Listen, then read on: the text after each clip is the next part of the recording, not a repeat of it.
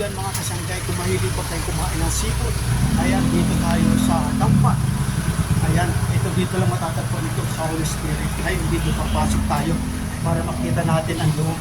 So ngayon, papakita natin ang loob. Ito yung napakasimple na loob.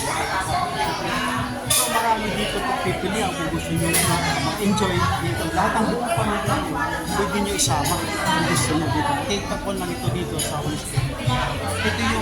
Ito yung kumain na kami celebrate ng birthday. So, okay siya. Ito yung nag-birthday. Malaya, birthday mo. So ngayon, ginawa natin ng content para sa iyo. Yan, mga anak na kasama niya. Yung mga apo dito kasama nila. So ngayon, nandito ako sa loob ng Dampa. So maraming salamat po kung kayo yung mga pamilya na gusto nyo kumain dito. Pwede kayo pumunta dito. Napakasarap. Sulit ang babayaran nyo. Maraming salamat po. Huwag natin kalimutan. Paano? Si Big Samar. Suportan natin ang ating YouTube. Wala iba. Hindi si Big Samar TV. Maraming salamat po. Mga sangka. Bye-bye.